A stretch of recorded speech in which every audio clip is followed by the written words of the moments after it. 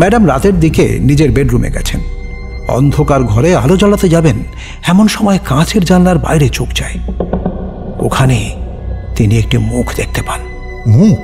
সে আমার দিকে স্ট্রেট তাকিয়ে আছে। ও গড, I'll faint again। পুরো ঘটনাটা শুনেছেন? আসলে শ্যানল স্যারের কাছে একটা মূর্তি ছিল, তবে সবটা মিলিয়ে মূর্তি বললে ভুল হবে। উপরটা অনেকটা মূর্তির আদলে গড়া হলেও নিচটা ইনকমপ্লিট, মানে অসমাপ্ত দেবতা? হ্যাঁ।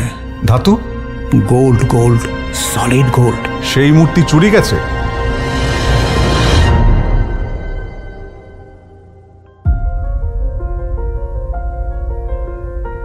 রেডিও মিলনের আজকের নিবেদন অজিতেশ নাগের গোয়েন্দা ইন্দ্রমোহনের কাহিনী, গোয়েন্দা ইন্দ্রমোহন ও অসমাপ্ত দেবতার রহস্য।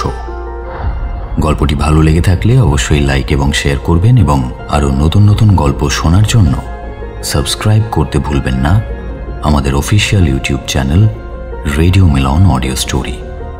শুরু হচ্ছে অজিতেশ নাগের কাহিনী, গোয়েন্দা ইন্দ্রমোহন ও অসমাপ্ত দেবতার রহস্য।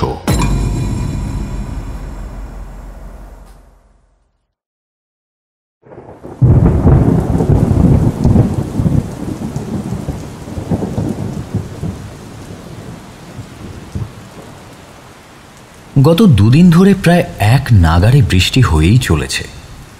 ইন্দ্রমোহনকে গতকাল চটি পায়জামার অর্ধেকটা ভিজিয়ে ফিরতে দেখে সন্মোহ এক প্রকার জোর করেই বুটজোড়া কিনে এনেছিল। সামনে রেখে বলেছিল, এই নাও, এটা তোমার। রোজ রোজ এইভাবে রাস্তার জমা জলে পা ভিজিয়ে বাড়ি ফিরলে নির্ঘাত সর্দিগর্মি হবে। কাল থেকে এটা পরে তারপর বাজারে বেরোবে। ধুস, এসব পরে হাঁটা যায় নাকি? বেকার বেকার টাকা নষ্ট করলি। অবশ্য মুখে এ কথা বললেও আজ ইন্দ্রমোহন বুটজোড়া পায়ে গলিয়ে যতটা না আরাম পেয়েছেন তার চাইতে উপকৃত হয়েছেন বেশি। বুট খুলে থলে দুটো নিশীথের হাতে চালান করে দোতলার দিকে আর চোখে একবার তাকিয়ে বললেন, কই শ্রীমানের পাত্তা নেই যে এখনো? দাদাবাবুর জ্বর এসেছে, আর হবে নাই বা কেন? কাল তো একেবারে ভিজে কাক হয়ে বাড়ি ফিরেছিল। ইন্দ্রমোহন দোতলায় উঠে এলেন। সন্মোহর ঘরে একবার উঁকি মেরে দেখলেন। ছেলে ল্যাপটপটা কোলের কাছে নিয়ে খুব মন দিয়ে কি যেন একটা দেখছে। ছাতাটা হারিয়েছিস আবার? আরে না না, ওই অফিসের একজন নিয়েছিল বাইরে যাবে বলে, ফেরত নিতে ভুলে গেছি। ও, তাহলে আজ তো পিওর হলিডে, তাই তো? দাঁড়া, নিশীথকে আজ ভুনা খিচুড়ি আর ইলিশ মাছ করতে বলি। সে আমার ভাবা হয়ে গেছে। শুধু বলো ভাজা করব না ঝাল? যা ইচ্ছে। তাইলে তাড়াতাড়ি ফ্রেশ হয়ে নাও, আমি বরং জল খাবারটা নিয়ে আসি। ইয়েস, আজ সারাদিন মাইকেল স্টোনের অ্যানাটমি অফ ইভিল আর বৃষ্টির শব্দ। আহ, ক্যা বাত। এই সোনু, ব্রেকফাস্টের পর একটা ওষুধ খেয়ে নিস মনে করে। এদিকে এই হয়েছে আর এক আপদ। এই জলের দিনে সকাল সকাল আবার কে এলো কে জানে। ইন্দ্রমোহন সিঁড়ি বেয়ে নিচে নেমে দেখলেন আপাদমস্তক ঘন সবুজ বর্ষাতিতে নিজেকে ঢেকে একজন দরজার বাইরে দাঁড়িয়ে আছে। সুপ্রভাত, ভেতরে আসতে পারি? 10 সেকেন্ড মতো সময় লাগলো ভদ্রলোকের মুখটা মনে করতে। আর মনে আসতেই খানিক শঙ্কিত হলেন ইন্দ্রমোহন। চোখের সামনে থেকে অ্যানাটমি অফ ইভিল বইটার প্রচ্ছদ উবে গেল সঙ্গে সঙ্গে। আসুন আসুন আসুন। মানে আমাকে হয়তো আপনার ঠিক মনে নেই। আমি ইন্সপেক্টর জয়ন্ত বাগচি, পার্কস্ট্রিট থানা। ওহো হ্যাঁ, মানে ভুলেই গেছিলাম। প্রলয় বলেছিল বটে আপনার ফটোগ্রাফিক মেমোরি, তবে আমি এখন জোড়াবাগান পুলিশ স্টেশন পোস্টেড। আরে আগে বসুন, চা খাবেন তো? হ্যাঁ, সে খেতেই পারি। নিশীথ, এই ঘরে 2 কাপ চা। তারপর হঠাৎ আমার কাছে? প্রলয়ের কাছ থেকে নম্বর নিয়ে আপনাকে ফোন করেছিলাম। আপনি তো আবার মোবাইল ইউজ করেন না। ল্যান্ডলাইনটা বোধহয় খারাপ হয়ে আছে, তাই নিজেই চলে এলাম। সে কি, ফোনটা খারাপ? মনে হয় বর্ষার কারণে লাইনে কোনো গন্ডগোল হয়েছে। যাই হোক, কিন্তু আমার কাছে কেন সেটার উত্তর তো পেলাম না। আসলে তাসমিম মার্ডার কেসে আপনাকে তো সামনে থেকে দেখেছি, তাই স্যান্ডাল স্যারের কেসটায়। এই সান্যাল স্যারটি আবার কে? তার আগে বলুন, আপনি কি এখন কোনো কেসে আছেন? I mean busy? না, তেমন কোনো তো। তাহলে ঠিক আছে, ভূমিকা না করেই বলি। সুবর্ণপ্রসাদ সান্যাল আমাদের সিনিয়র, বছর 11 আগে স্পেশাল কমিশনার অফ পুলিশের পোস্ট থেকে অবসর নিয়েছেন। ওনার স্ত্রী একটি চ্যারিটেবল ট্রাস্টের সঙ্গে অ্যাটাচড, একটি ছেলে, অস্ট্রেলিয়ার অ্যাডিলেডে সেটেলড। বাড়িটা কোথায়? রাজা কালীকৃষ্ণ লেন, শোভাবাজার। বুঝেছি। ওই রাজা নবকৃষ্ণ স্ট্রিট আর শ্রী অরবিন্দ সরণিকে যে রাস্তাটা জুড়েছে সেটা তো? হ্যাঁ, এক্স্যাক্টলি। পৈতৃক বাড়ি, খুব বড়। এমনিতেই সান্যাল স্যার অভিজাত ফ্যামিলির সন্তান, মানে হয়তো এভাবে বলা উচিত নয়, তবু সান্যাল স্যারের বাপ ঠাকুরদা যা রেখে গেছেন তাতে 2-3 পুরুষ অনায়াসে বসে খেতে পারবেন। বুঝলাম, কিন্তু সমস্যাটা কি? তার আগে একটু বলে নি, সান্যাল স্যারের বংশ মূলত আসামের। 4 পুরুষ আগে কলকাতায় চলে আসেন, তখনই জমি কিনে এই বিশাল বাড়িটা গড়ে তোলেন ওনার ঠাকুরদার বাবা। শুনেছি এদের কোনো পূর্বপুরুষ ইংরেজদের থেকে রায়বাহাদুর উপাধিও হাসিল করেছিলেন। মানেটা নিশ্চয়ই বুঝতে পারছেন। দেখুন, সেকালের অনেক সম্ভ্রান্ত বংশই ইংরেজদের আনুকূল্য লাভের জন্য মাথা বিকিয়ে বসে থাকতো। যাকে সে কথা থাক, আপনি বরং আসল কথাটা বলুন। হ্যাঁ, সেই ভালো। আসলে সান্যাল স্যারের কাছে একটা মূর্তি ছিল। বলছেন কেন? সেই মূর্তি নিয়েই তো যত গোলমাল। তবে সবটা মিলিয়ে মূর্তি বললে ভুল হবে। উপরটা অনেকটা মূর্তির আদলে গড়া হলেও নিচটা ইনকমপ্লিট, মানে কেমন একটা ধ্যাবড়া মতো। অসমাপ্ত দেবতা? ইন্টারেস্টিং। হ্যাঁ, ওই রকমই আর কি। আমি একবার দেখেছিলাম, মূর্তিটার 2টো হাত আছে, কিন্তু হাতে কোনো অস্ত্র বা বস্তু নেই। আমার মনে হয়েছিল শিল্পী কোনো দেবতার মূর্তি গড়তে শুরু করে মাঝপথে থেমে গিয়েছিলেন। পুরুষ না নারী? পুরুষ। আশ্চর্য, এমন কোনো মূর্তির কথা আমি অন্তত শুনিনি। ধাতু? গোল্ড, সলিড গোল্ড, সেই জন্য ওজনও যথেষ্ট। মূর্তিটার বাঁ হাতের মণিবন্ধে একটা স্টোন আছে। সান্যাল স্যার বলেছিলেন এমারেল্ড, মানে পান্না। তবে তার মধ্যেও স্পেশালিটি আছে। পান্না সাধারণত সবুজ হয়, ওই পাথরটা কেমন যেন একটা নীলচ সবুজ, অদ্ভুত দেখতে। সাইজটা কেমন? তা লম্বায় 12 সেন্টিমিটারের বেশি নয়, চড়ায় 7 সেন্টিমিটারের মতো। সেই মূর্তি চুরি গেছে? হ্যাঁ, আর সেই কারণেই আপনার কাছে আসা। কবে হয়েছে এই ঘটনা? তা সপ্তাহ 3 হতে চলল। 3 সপ্তাহ? কোন নিউজ পেপারে বা টিভিতে খবরটা বেরিয়েছিল? একদমই না, সেটাও সান্যাল স্যারের রিকোয়েস্টে। উনি চান না এই মিশাপটা। কারণটা অনুমান করতে পারছি। পুলিশের বড় কর্তার বাড়িতেই চুরি, নিউজটা মিডিয়া পেলে লুফে নেবে, বাড়ির শান্তিও নষ্ট হবে। কিন্তু আপনারা তো ইনভেস্টিগেশন করছেন, আমি এখানে কি করব? ইন্দ্রমোহন বাবু, সান্যাল স্যার খুব ক্ষেপে আছেন, বুঝতেই পারছেন। 3 সপ্তাহ কেটে গেছে। কাউকে ধরতে পারেননি? একজনকে অ্যারেস্ট করেছি, ও বাড়ির মেড সার্ভেন্ট। কারণও আছে, বাট মানে মহিলা পুলিশ দিয়ে টিয়ে করেও কোনো কথা বের করতে পারিনি। ওদিকে 3 তলা বাড়ির প্রতিটা কোনায় তন্ন তন্ন করে সার্চ করা হয়েছে, সবার বডি সার্চ করা হয়েছে, কিন্তু অথচ ঘটনার পরে কাউকে বাড়ি থেকে বেরোতেও দেওয়া হয়নি। কিন্তু আমার কাছে কেন? সুবর্ণপ্রসাদ বাবু কি আমাকে চেনেন? না, তা চেনেন না, কিন্তু উনি নিজেই এবার একজন প্রাইভেট ডিটেকটিভের খোঁজ করছেন। স্ট্রেঞ্জ। জেনারেলি পুলিশের লোকজন তো প্রাইভেট গোয়েন্দাদের বাঁকা চোখেই দেখে আসে বলে শুনেছি। আর তাছাড়া আমি তো প্রফেশনাল ডিটেকটিভও নই। বাগচিবাবু, এই কলকাতা শহরে বেশ কিছু পেশাদার গোয়েন্দার অফিস আছে। বিসাইডস, পুলিশেরও তো ডিটেকটিভ ডিপার্টমেন্ট রয়েছে। Am I right? হ্যাঁ, সে তো বটেই, কিন্তু উনি যখন চাইছেন, মানে পুলিশকে উনি তদন্ত তুলে নিতে বলছেন না, বাট আপনার মতো একজনের থেকে অ্যাডভাইস নিতে চাইছেন। সব শুনে আমিই আপনার নাম রেফার করেছি। আপনার আগের কেস হিস্ট্রিগুলো তো আমি জানি। আসলে সান্যাল স্যারের অস্থির হয়ে ওঠার পেছনে আরও একটা কারণ আছে ইন্দ্রমোহনবাবু। মূর্তিটা বহু মূল্যবান তো বটেই, কিন্তু সেটা খুব একটা মাথা ব্যথার কারণ নয়। ওরকম আরও 4-5টা মূর্তি উনি অনায়াসে কিনে নিতে পারেন। মূর্তিটা লাকি? না, ঠিক তাও নয়। এমন অন্ধবিশ্বাস কিন্তু আজও আছে এলিট ফ্যামিলিগুলোর মধ্যে। মূর্তিটা বাড়িতে থাকা লাকি হলেও হতে পারে, কিন্তু না থাকাটা ভেরি আনলাকি। মানে? শুনেছি দুপুরুষ আগে, মানে স্যারের ঠাকুরদার আমলে একবার মূর্তিটা হারিয়ে গিয়েছিল। ফেরত পাওয়া যায় দিন-12 মধ্যেই, কিন্তু ততদিনে যা হওয়ার হয়ে গেছে। স্যান্ডাল স্যারের ঠাকুরদার একমাত্র কন্যা আচমকা 2 দিনের জ্বরে মারা যায়। সেই থেকে বুঝেছি। আপনি একটু বসুন, আমি আসছি। ইন্দ্রমোহন উঠে ভেতরে চলে গেলেন। মিনিট 15 মধ্যে একেবারে তৈরি হয়ে বেরিয়ে এসে বললেন, গাড়ি এনেছেন? হ্যাঁ, তা এনেছি, কিন্তু চলুন, বাইরে বৃষ্টি থেমে গেছে, সান্যাল মশাইয়ের বাড়িটা ঘুরেই আসি।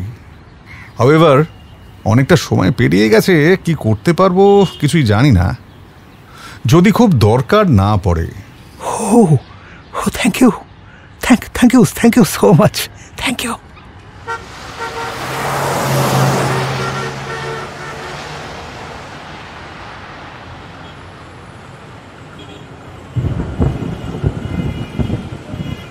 সুবর্ণপ্রসাদ সান্যালের বাড়ির সামনে গাড়ি থামিয়েই জয়ন্ত বাগচি বললেন, একটা কথা বলিনি ইন্দ্রমোহনবাবু, স্যারের সামনে যে প্রসঙ্গটা না ওঠাই ভালো। সেটা হলো, স্যারের ওয়াইফ কিন্তু স্যারের সেকেন্ড ওয়াইফ, আর এজ ডিফারেন্সটা মানে আপনি দেখতেই পাবেন। প্লিজ এই রেফারেন্সটা অ্যাভয়েড করবেন। ইন্দ্রমোহন ভালো করে বাড়িটা দেখলেন। এ বাড়ির বয়স নিঃসন্দেহে 100 পেরিয়েছে। ইংরেজ গথিক প্যাটার্ন মনে করিয়ে দিচ্ছে বাড়ির পূর্বতন মালিকের ইংরেজ প্রেমের কথা। বাড়িটা প্রাচীন হলেও নিয়মিত যে মেরামত করা হয় তা তিনি বুঝতে পারলেন। সম্ভবত বছরখানেক আগে বাড়ির সর্বাঙ্গে রং চড়ানো হয়েছে। বাইরে দাঁড়িয়ে থাকা 2জন পুলিশ কনস্টেবল জয়ন্ত বাগচিকে দেখে স্যালিউট করে দরজায় দুবার শব্দ করল। কিছুক্ষণের মধ্যেই বছর 26-এর একজন দরজাটা খুলে দিল, আর সঙ্গে সঙ্গে ভেতর থেকে আর একজন উর্দিধারী পুলিশ দ্রুত এগিয়ে এসে বললেন, আসুন স্যার। হ্যাঁ, আলাপ করিয়ে দিই, আমার জুনিয়র সুখেন্দু মুস্তাফি, খুব কাজের ছেলে। এবার চলুন ঢোকা যাক।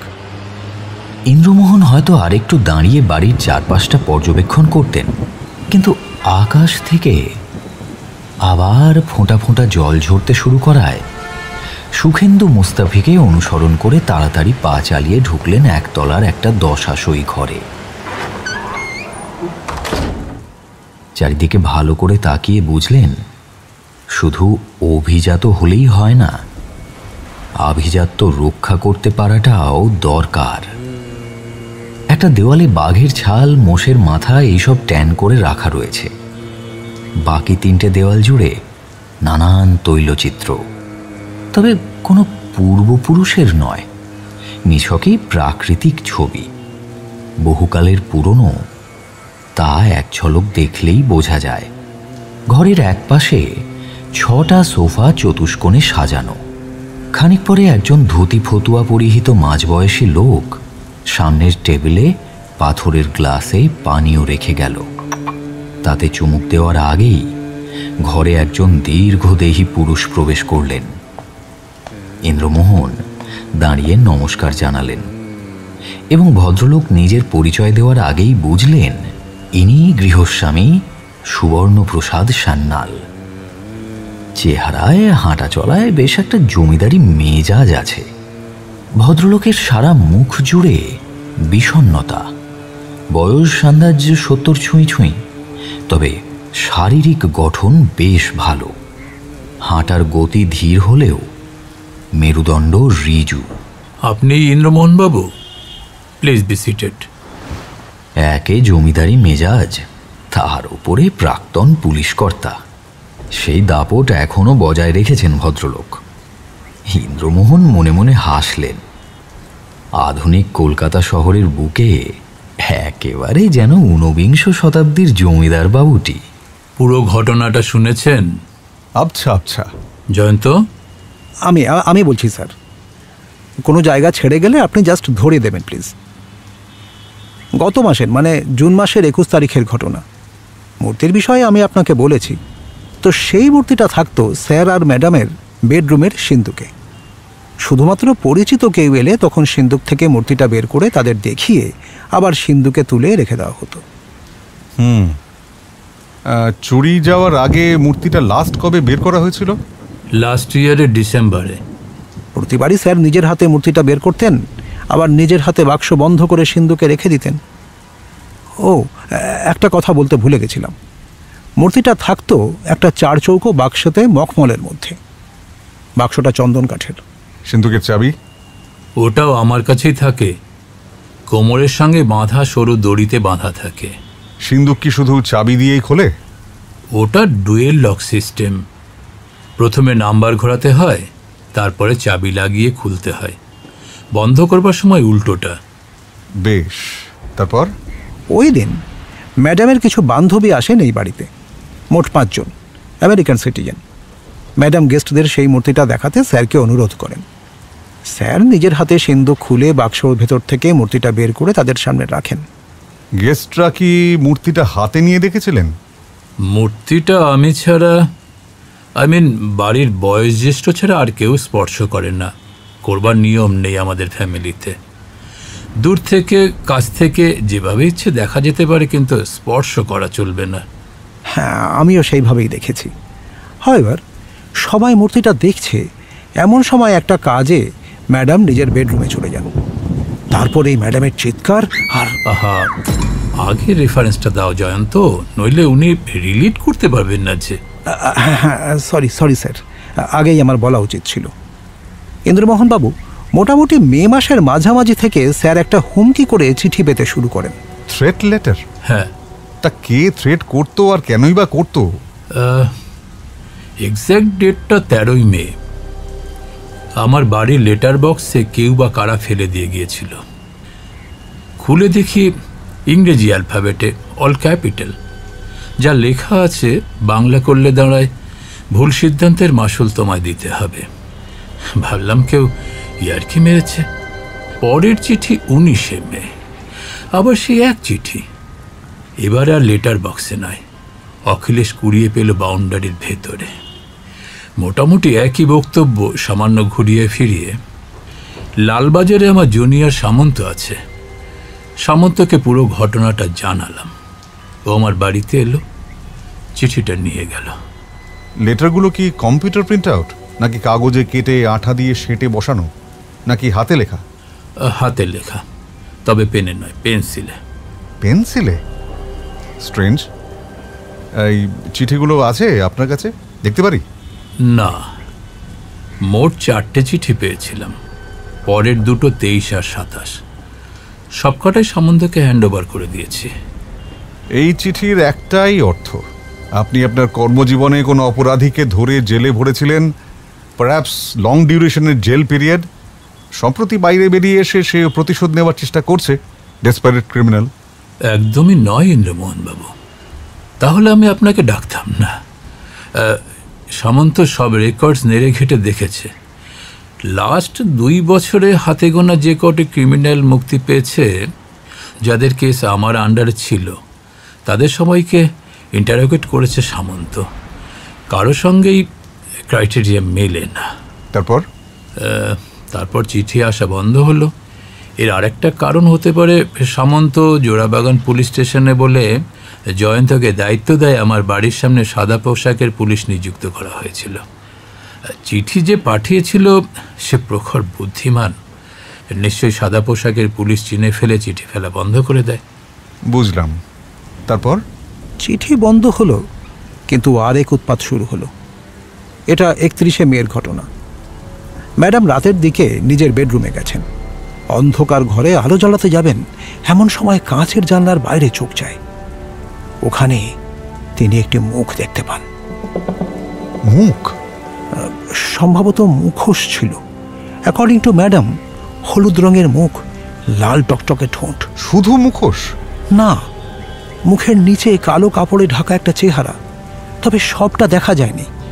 বাকিটা জানলার নিচে ছিল। বেডরুমটা কোথায়? 3 তলায়। ভাবুন, একটা লোক মুখোশ পরে 3 তলায় উঁকি মারছে। রম্পা? আমিও তাই ভেবেছি, অথবা সিঁড়ি লাগিয়ে। তারপর? ম্যাডাম চিৎকার করে ঘর থেকে পালিয়ে আসেন। তারপরে লোকজন ডাকাডাকি। স্যার সেদিন ক্লাবে ছিলেন।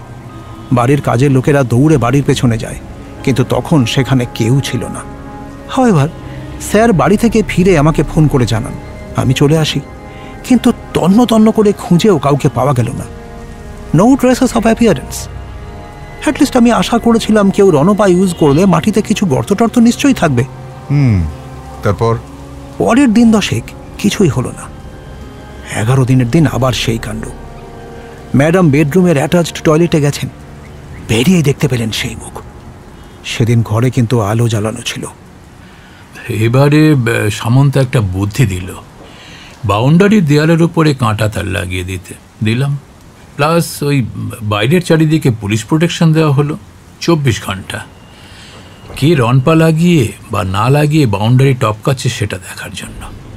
বাট এবারেও কোনো লাভ হলো না। যেদিন চুরির ঘটনাটা ঘটল, সেদিন আমার ওয়াইফ তার আমেরিকান বন্ধুদের মূর্তির সামনে বসিয়ে নিজের রুমে গেল, আর জানালার বাইরে সেই ফেস। আবার চেঁচামেচি, দৌড়োদৌড়ি, যাচ্ছে তাই ব্যাপার। মোস্ট ইম্পর্ট্যান্ট, আমার ওয়াইফ এবারে সেন্সলেস হয়ে মাটিতে পড়ে যান। পরে পাহারারত পুলিশেরা জানিয়েছিল কেউ নাকি বাড়িতে ঢোকেনি অথবা বেরোয়নি। হোয়াটলেস। মাঝখান থেকে এক মিনিট। জানালার বাইরে মুখ অথবা মুখোশ, তার সঙ্গে মূর্তি চুরির ব্যাপারটা ঠিক রিলেট করতে পারছি না তো। বুঝিয়ে দিচ্ছি। দেখুন, 21শে জুন সন্ধে আন্দাজ 6টা নাগাদ ম্যাডামের বান্ধবীরা আসেন এই বাড়িতে। কিছুক্ষণ গল্প গুজব চলার পরে স্যার এসে ঢোকেন সেই ঘরে। এখানে বলে রাখা ভালো, সাধারণ দর্শনার্থী এলে তাদের নিচের এই ঘরটায় বসানো হয়, কিন্তু খুব ক্লোজ কেউ চলে এলে তাদের জন্য ফার্স্ট ফ্লোরে একটা ড্রয়িং রুম আছে। ম্যাডাম সেখানেই সেদিন তাঁর বান্ধবীদের বসিয়েছিলেন। একটু ইন্টারাপ্ট করছি। বাগচিবাবু, প্রথমেই বাড়ির বাসিন্দাদের বিষয় জানান। কে কে থাকেন এখানে, মানে সুবর্ণপ্রসাদ বাবু আর তার ওয়াইফ বাদে? স্যার আর ম্যাডাম ছাড়া একজন ফিমেল অ্যাটেন্ডেন্ট, নাম সুলেখা, বছর 7 হলো এই বাড়িতে আছে। আর একজন রান্নার লোক, তার নাম সজ্জন যাদব, অনেক দিন ধরে এ বাড়িতে আছে। তৃতীয় অখিলেশ, যে আমাদের চা দিয়ে গেল, 5 মাস খাটে, সেই সবচেয়ে পুরনো। সবাই পার্মানেন্ট স্টাফ। আর থাকেন ম্যাডামের এক বোন।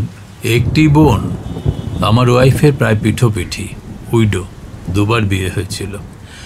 ফার্স্ট হাজব্যান্ড মারা গেল, সেকেন্ডের সঙ্গে ডিভোর্স হয়ে গেল। ওদিকে আমার ফাদার ইনল মারা গেলেন, মাদার ইনল আগেই চলে গেছেন। ওকেই বাড়িতে এনে আশ্রয় দিলাম। তা প্রায় 1.5 বছর হয়ে গেল। আর এক ড্রাইভার, নাম সুরেশ মিশ্র। সে শুধু দুবেলা খেতে আর রাতে ঘুমোতে আসে এই বাড়িতে। বাকি সময় সে বাইরেই থাকে, গাড়ি চালায়, দোকান বাজার করে দেয়, ইলেকট্রিক ট্যাক্সের বিল ফিল জমা দেয়। আর গেটে যে দারোয়ানটিকে দেখলেন, ওর নাম রাজকুমার। বেশ, তা কার ঘর কোথায় সেটার একটু আইডিয়া দিন। যে 4 জন স্টাফের কথা বললাম, তাদের ঘর 1 তলাতে।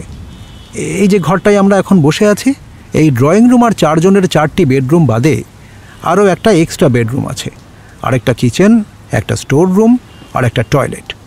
ফার্স্ট ফ্লোরে একটা প্রাইভেট ড্রয়িং রুম আর 2টো টয়লেট বাদে আছে 3টে বেডরুম। তার একটায় ম্যাডামের বোন থাকেন, বাকি 2টো গেস্টদের জন্য রাখা। সেকেন্ড ফ্লোরে 2টো টয়লেট, ম্যাডাম আর স্যারের একটা বেডরুম, 2টো এক্সট্রা বেডরুম, একটা ঠাকুর ঘর আর একটা লাইব্রেরি। ব্যাস, দারোয়ানের থাকার ঘর বিল্ডিংয়ের পেছনে। 3 তলায় 2টো এক্সট্রা বেডরুম কেন? একটা আমার বাবা মায়ের, আর একটা আমার ছেলে অর্কপ্রসাদের। 3 জনের কেউই তো আর আমার কাছে থাকলো না, তাই ঘর 2টো তালাবন্ধই থাকে।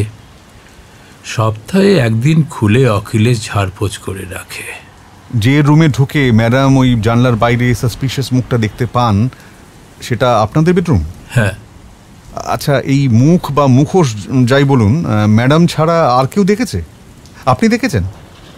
না, মানে আমি অন্তত দেখিনি, তবে লাস্ট ডেতে অখিলেশ দেখেছে। জয়ন্তবাবু, ম্যাডামের বান্ধবীরা কলকাতায় কোথায় উঠেছেন? 5 জনই হোটেল ইন্টারন্যাশনালে। ইনসিডেন্টের পরে সবাইকে জেরা করা হয়েছিল নিশ্চয়ই? সেদিনই। তাই রিপোর্টের কপিটা আমি পেতে পারি? আমি আমি আমি ব্যবস্থা করে দেব। গুড। তাহলে ম্যাডামের ফ্রেন্ডসরা এসে দোতলায় ড্রয়িং রুমে বসলেন, তারপরে? স্যার এসে ঘরে ঢুকলে ম্যাডাম সবার সঙ্গে স্যারের আলাপ করিয়ে দিলেন। মিনিট 15 পরে ম্যাডাম স্যারকে রিকোয়েস্ট করলেন মূর্তিটা বের করে ওনার বান্ধবীদের দেখাতে। নিশ্চয়ই ম্যাডাম এই মূর্তির গল্প ওনাদের কাছে আগে করেছিলেন। স্যার সেই শুনে 3 তলার বেডরুমে গিয়ে চেস্ট খুলে সেই বাক্স নিয়ে দোতলায় নেমে আসেন। তারপর বাক্স খুলে সামনের টেবিলে মূর্তিটা রাখেন। আগেই ইনস্ট্রাকশন দেওয়া ছিল যাতে কেউ টাচ না করে। সবাই মূর্তিটাকে না ছুঁয়েই পরখ করছিল। এরপরে অখিলেশ এসে ঘরে ঢোকে, পাশের টেবিলের উপরে কফি আর স্ন্যাক্স রাখে। এমন সময়ে ম্যাডাম অখিলেশকে বলেন তার বেডরুমে রাখা ড্রেসিং টেবিলের নিচের দেরাজটা খুলে ফ্যামিলি অ্যালবামটা বের করে আনতে, বান্ধবীদের দেখাবার জন্য। এই বান্ধবীদের সঙ্গে ম্যাডামের আলাপটা কতদিনের এবং কিভাবে? আমার ওয়াইফের ফ্যামিলি প্রবাসী, আমেরিকার অস্টিনে থাকে। আমার সঙ্গে সেখানেই আলাপ। ওর বান্ধবীরা অস্টিনেরই বাসিন্দা। আরও ডিটেলসে জানতে গেলে আমার ওয়াইফকে নিশ্চয়ই জেরা করবেন। সে তো 2-1টা ব্যাপারে ধোঁয়াশা কাটাতে করতেই হবে।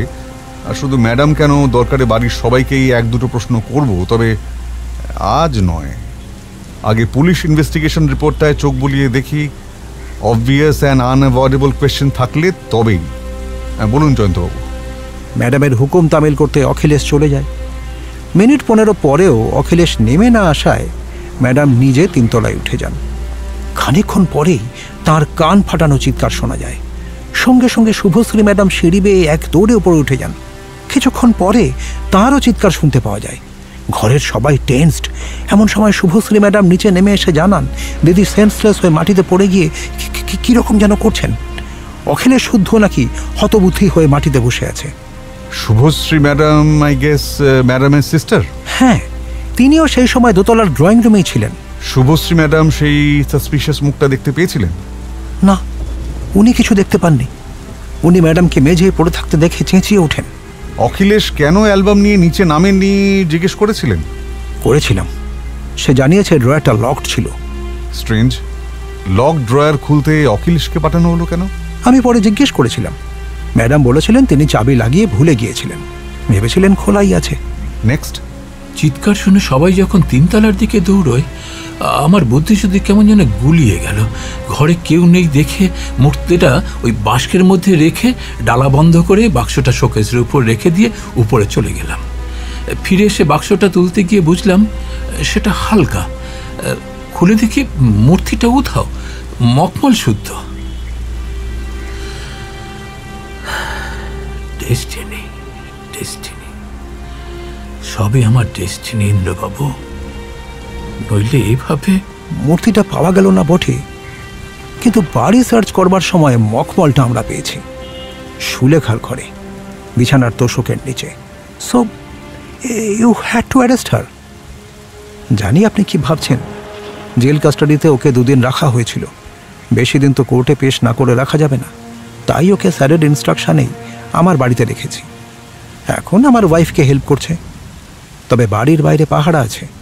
বুঝতেই পারছেন, যা জেরা করবার আমরা ওখানেই করেছি। আসলে শুধু মখমলের উপর ভরসা করে তো আর প্রপার স্টেপ নেওয়া যাবে না। সলিড প্রুফ চাই। অদ্ভুত ব্যবস্থা বটে। তো তাকে জিজ্ঞাসাবাদ করে ক্লু কিছু পেলেন না? মানে তার ঘরের বিছানার নিচে মখমলটা কিভাবে এলো? অনেকভাবে করেছি, সামান্য ট্রিটমেন্টও করতে হয়েছে, কিন্তু না। ও খালি বলছে ও কিছু জানে না। ও তখন 1 তলায় কিচেনে ছিল। পরপর 2বার চিৎকার শুনে ওভার সার্জন কিচেন থেকে বেরিয়ে দোতলার দিকে তাকিয়েছিল, ব্যাস। সুবর্ণপ্রসাদ বাবু, আপনি যতক্ষণ দোতলার ড্রয়িং রুমে ছিলেন সুলেখাকে দেখতে পেয়েছিলেন? না, আমার ওয়াইফ সজ্জনকে জল খাবার বানাতে বলেছিলেন। সুলেখা ওকে হেল্প করছিল। আপনার কাউকে সন্দেহ হয়? কাকে সন্দেহ করব বলুন? আমার ওয়াইফের বান্ধবীদের। তারা তো আমার আগে 3 তলায় চলে গিয়েছিল। অখিলেশ 3 তলাতে ছিল, শুভশ্রীও তাই। আবার ফেরার সময় আমি আগে নিচে নেমে আসি। আপনি আবার দোতলায় ব্যাক করার সময় যাদের নাম বললেন তাদের সবাই 3 তলার সেই ঘরে ছিল? খুব ভালো করে ভেবে বলবেন, কেমন? আমার মাথা কাজ করছিল না। স্ত্রীকে ওই অবস্থায় দেখে আমি সঙ্গে সঙ্গে ডক্টর রাহাকে ফোন করছিলাম, তাকে পেলাম না। থ্যাংক গড আমার ওয়াইফ তেমন ওয়েন্ডেড হননি। তারপর তারপর নিচেই তো নেমে এলাম, নেমে এসে কাউকে দেখতে পাইনি, বাকিটা 3 তলাতেই ছিল। হতে পারে, আবার নাও হতে পারে। যদি কেউ ওই ডামাডোলের মধ্যে 3 তলার থেকে 1 তলায় নেমে যায়, অথবা 1 তলা থেকে 2 তলায় উঠে এসে আবার নেমে যায়, তাহলে আপনার পক্ষে জানা সম্ভব নয়, তাই না? চোর যেই হোক, সে বাড়ির বাইরে চায়নি, কারণ গেটের বাইরে পুলিশের 2জন কনস্টেবল ছিল। একমাত্র যদি না দেওয়াল টপকে কেউ পালায়। বাট ওই রকম 8 ফুট হাইটের দেওয়াল, তার উপরে কাঁটা তার, আর রণপায়ের হাইট তো অত হবে না। যদি মই লাগিয়ে কাঁটা তার টপকে, একজন লোক কাঁটা তার পেরিয়ে একেবারে 2 তলায় ঢুকে বাক্স থেকে মূর্তি বের করে 1 তলায় সুলেখার ঘরে গিয়ে তার বিছানার নিচে মকমল গুজে, doesn't it sound impractical, mister Bagchi? কে জানে। দেখুন, যাই ঘটুক, চুরি যে গিয়েছে এটা তো শিওর। আচ্ছা, বাড়িতে সিসিটিভি নেই? না, ছেলে বলেছিল বটে, এখন মনে হচ্ছে। বেশ, আচ্ছা আজকের মতো আসি। কিছু বুঝলেন? এখন অবধি কিছু না। আপাতত আমি বাগচিবাবুর সঙ্গে থানায় যাব, রিপোর্টের কপিটা নেব, তারপর বাড়ি। একটু তলিয়ে ভাবতে হবে। কাল বরং আবার আসবো। আশা করি সবাই বাড়িতে থাকবেন তখন। ইন্দ্রমোহন, জয়ন্ত বাগচি আর সুখেন্দু মুস্তাফি বেরিয়ে এলেন। বাইরে তখনও বৃষ্টি পড়ছে। একবার ফটকের বাইরে রাখা গাড়ির কাছ অবধি পৌঁছতে পারলেই হয়, কিন্তু ততদূর যেতে যেতে বেশ ভিজে যাবেন। 3 জনেই দাঁড়ালেন। এই সময় 2 তলার বারান্দা থেকে সুবর্ণবাবুর ভারী কি আওয়াজ ভেসে এলো। সুরেশ, সুরেশ! একটি বছর 40 বয়সের লোক বাড়ির পেছন থেকে দৌড়ে চলে এলো। এই তাহলে বাড়ির ড্রাইভার। বাড়াওয়ালা ছত্রি লাও। লোকটা আবার দৌড়ে পেছনে গিয়ে একটা পেল্লায় রাবণ মার্কা ছাতা নিয়ে এসে ইন্দ্রমোহনদের সদর দরজা অবধি এগিয়ে দিল। বাগচি এক টুকরো কাগজে কিছু একটা লিখে ইন্দ্রমোহনের হাতে ধরিয়ে দিয়ে বললেন, আমার কন্ট্যাক্ট নাম্বার, যদি লাগে। হ্যাঁ, ওতে ওই সুবর্ণপ্রসাদ বাবুর নাম্বারটাও লিখে দিন।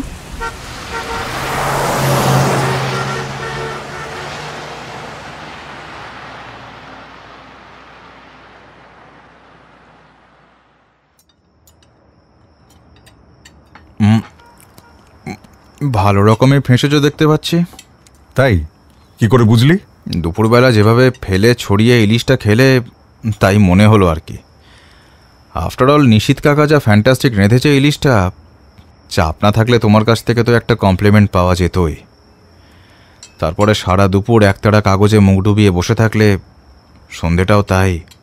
আর স্পেশালি যখন আমার শরীর খারাপ জেনেও একবারও এলে না। ঠিকই বলেছিস সোনু, এই জন্যই আমি কোনো কেস হাতে নিই না। মাইকেল স্টোনের অত ভালো বইটা হাতে নিয়ে দেখলাম, মন বসাতে পারছি না। যাই হোক, তা তুই এখন আছিস কেমন? অনেকটাই ভালো। কাল হয়তো অফিস যেতে পারবো, বাট তুমি তো আমার সঙ্গে কেসটা শেয়ার করতে পারো। শুনি না কিভাবে ফাঁসলে। যতটা সম্ভব সংক্ষেপে ইন্দ্রমোহন ঘটনাটা বললেন। তারপর জিজ্ঞেস করলেন, কি মনে হচ্ছে? জিনিসটার স্পিরিচুয়াল ভ্যালু যাদের কাছে আছে তারা চুরি করতে যাবে কেন? কে আর সেধে নিজের ফ্যামিলি সর্বনাশ ঘটায়? তাই মিস্টার অ্যান্ড মিসেস সান্যালকে বাদ দিতে পারো। বেশ, আর? তারাই চুরি করবে যাদের কাছে জিনিসটার ফাইন্যান্সিয়াল ভ্যালু আছে, মানে গোদা বাংলায় বাজারে বেচলে ভালো টাকা পাওয়া যাবে। সুলেখা করতে পারে? তবে শুধু সুলেখা কেন, যাদের নাম করলে সেই দারোয়ান, রাঁধুনি, ড্রাইভার সবাই করতে পারে। তবে ড্রাইভার আর দারোয়ান যদি বাড়ির মধ্যে না আসে, তাহলে রইল রাঁধুনি আর সুলেখা। তুই বলছিস চেঁচামেচি শুনে ওদের কেউ দোতলায় উঠে আসে আর বাক্সটার দিকে নজর যায়? যেতেই পারে।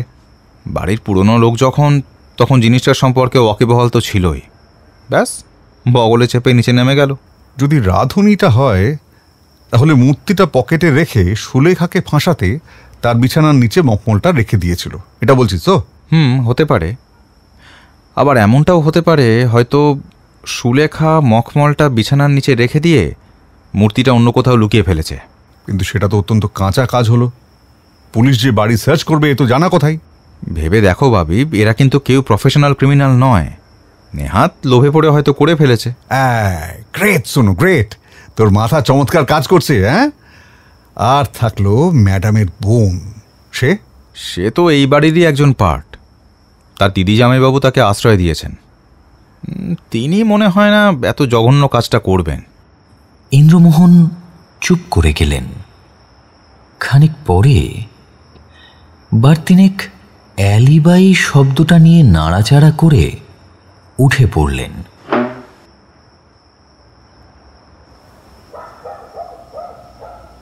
রাত 1টা।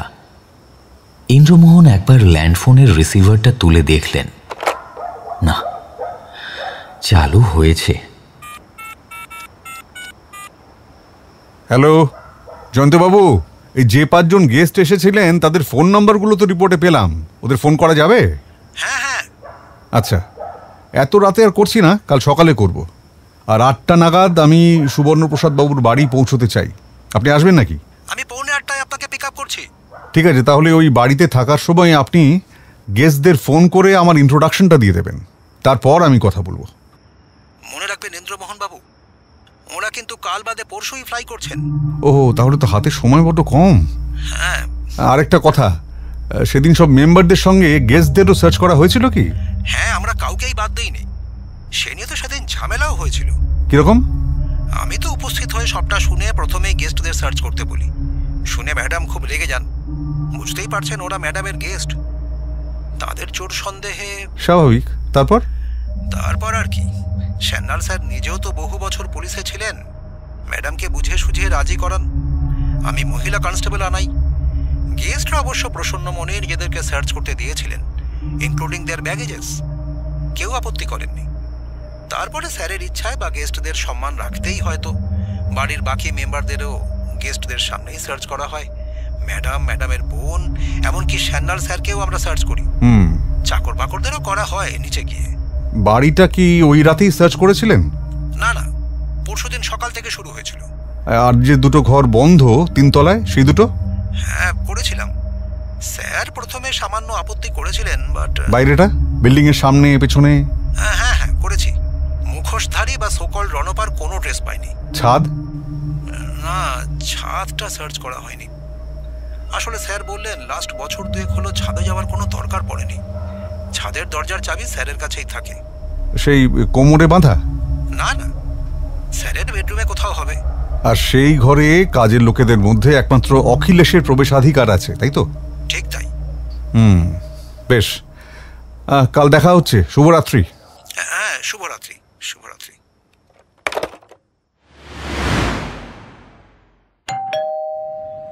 পরদিন সকালে কাঁটায় 7:45 কলিং বেলটা বেজে উঠল।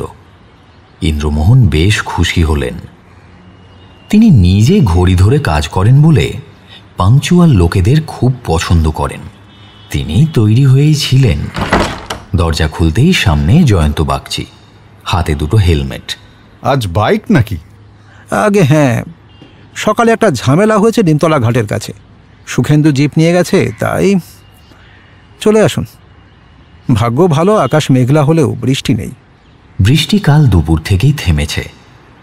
গলির ভেতরটা এখনো ছপছপে, তবে জমা জল সরে গেছে। বাইকে চেপে বসার আগে ইন্দ্রমোহন জিজ্ঞেস করলেন, জয়ন্তবাবু, একটা প্রশ্ন না করে থাকতে পারছি না। পুরো ঘটনায় আপনাদের সন্দেহ কাকে বা কাদের? সত্যি বলবো, আমার মনে হয় সুলেখা মেয়েটা আর ওই রাধুনিটা, সজ্জন যাদব। তাই নয়, ভেবে দেখুন, ঘটনার সময় বাড়ির সবাই প্রায় 3 তলায়, দারোয়ান ফটকের কাছে। খোঁজ নিয়ে দেখেছি ড্রাইভার সুরেশ মিশ্রাও সেই সময় দারোয়ানের ঘরে বিশ্রাম নিচ্ছিল। তাই আপাতত এদের 2জনকে বাদ দিলাম। একমাত্র সুলেখা আর সজ্জন ছিল নিচে। যদি এদের কেউ চুপি চুপি উপরে উঠে এসে জিনিসটা সরায়। ইন্দ্রমোহনের মনে পড়ল সন্মোহ ঠিক একই কথা বলেছিল। হতেই পারে। আচ্ছা, এরা কতদিন হলো কাজ করছে? সুলেখা নাকি অনেক ছোটবেলা থেকেই এই বাড়িতে, আর সাজ্জান শুনেছি বছর 10-11। তাহলে বলছেন 11 বছর ধরে তককে তককে ছিল? কে জানে মশাই, আমি তো এখনো অন্ধকারে হাতড়াচ্ছি। আর মেয়েটির ঘরে পাওয়া ওই মখমলটা? সাজ্জান লোকটা ভারী ধুরন্ধর, যদি ধরা পড়লে ফেঁসে যায় এই ভেবে আগে ভাগে মেয়েটাকে ফাঁসাবার একটা ব্যবস্থা করে রেখেছিল। কিন্তু জয়ন্তবাবু, ওদের বডি আর ঘর সার্চ করে কিন্তু আপনি কিছুই পাননি, আর এরা কেউ বাড়ির বাইরেও যায়নি। তাহলে? সেটাই তো ধোঁয়াশা। দেখি সুলেখাকে আরেকবার চাপ দিয়ে। তাহলে তো ওই সজ্জন যাদবকেও কাস্টাডিতে নিতে পারতেন। নেব, আপাতত ওর ব্যাপারে আমি একটু খোঁজ খবর নিচ্ছি। সুলেখাকে নিলাম কেননা সাধারণত মেয়েরা নরম প্রকৃতির হয়, তাই সজ্জনের চাইতে তাকে চাপ দিয়ে সত্যিটা আদায় করে নেওয়া কম্প্যারেটিভলি সহজ। সজ্জন যাদব আপনি দেখলেই বুঝবেন, একেবারে লেডি কিলার চেহারা। সম্ভবত রেগুলারলি এক্সারসাইজ করে, মাসেল ফাসেল আছে। স্যারের বাড়ির এই একটা মেম্বারকে আমার কোনোদিনই পছন্দ হয়নি। আর দ্বিতীয়ত, সজ্জনকে আমি কিছুতেই আমার বাড়িতে জায়গা দিতাম না। আপনার অবজারভেশনগুলো পেলে আমাদের কাজের সুবিধে হতো। আগে সবটা গুছিয়ে নিই, তারপর অবশ্যই জানাবো। আসলে কি জানেন, শুধু জোড়াবাগান থানা তো নয়, পৃথিবীর সব পুলিশ স্টেশনের সব অফিসারদের প্রতি আমার অগাধ আস্থা। আর কলকাতা পুলিশ তো অসম্ভবকে সম্ভব করতে পারে। আমার বিশ্বাস আপনারাই পারবেন। আমি শুধু ওই সুতোগুলোকে জট ছাড়িয়ে আলাদা আলাদা করবার চেষ্টা করছি, আর কিছু নয়। অন্যান্য কেসের মতো এই কেসেও আমার নাম প্রকাশ্যে আনবেন না। সুবর্ণপ্রসাদ বাবুকেও এটা জানিয়ে দেবেন। আর একটা কথা জয়ন্তবাবু, ওই বাড়িতে যার যার মোবাইল আছে তাদের সার্ভিস প্রোভাইডারের থেকে কল লিস্টগুলো চেয়ে নিয়েছেন নিশ্চয়ই? ওহো, ভুলেই গেছিলাম। সে কি, এখনো কল লিস্ট চেক করেননি? কথাটা আবার স্যান্ডাল স্যারকে বলবেন না দয়া করে। আসলে শুধু তো স্যারের কেস নয়, আরও গোটা চারে কেস নিয়ে ফেঁসে আছি। সুখেন্দু কল লিস্ট আনিয়ে রেখেছে, থানায় আছে, দেখবো করেও তালে গোলে আর দেখাই হয়নি। কোনো ব্যাপার নয়, আমি আজই বাড়ি গিয়ে দেখে নিচ্ছি। মিনিমাম লাস্ট 1.5 মাসের চাই কিন্তু। হ্যাঁ, সে অসুবিধে নেই। সুখেন্দু কাজের ছেলে, লাস্ট 2 মাসের রেকর্ড আনিয়ে রেখেছে। আমি সময় করে দেখে উঠতে পারিনি। 1 কপি প্রিন্ট আউট করে রাখতে বলুন, ফেরার পথে আমিও 1 কপি নেব।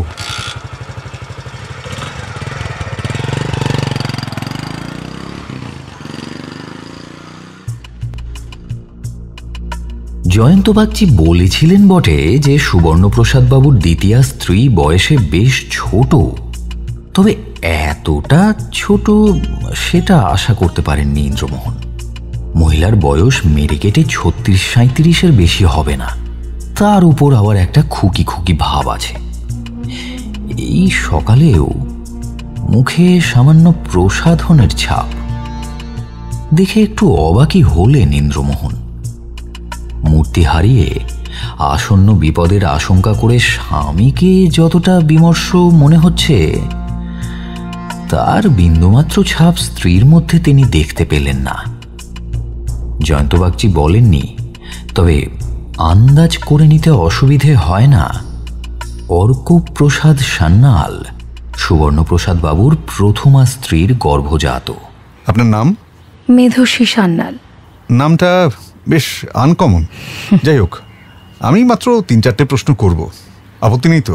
প্লিজ, কিন্তু সেই মুখ বা মুখোশ নিয়ে কোনো প্রশ্ন করবেন না। পুলিশকে বলতে বলতে আমি টায়ার্ড হয়ে গেছি। অলরাইট, অসুবিধে নেই। আমি পুলিশ আর্টিস্টের আকাশী ছবি দেখেছি। শুধু একটা প্রশ্ন, শেষ যেদিন দেখেছিলেন, মানে যেদিন চুরিটা হয়, সেদিন কেমন দেখেছিলেন? অন্য দিনের মতোই নাকি আলাদা? You just can't imagine. Same horrible and deadly face.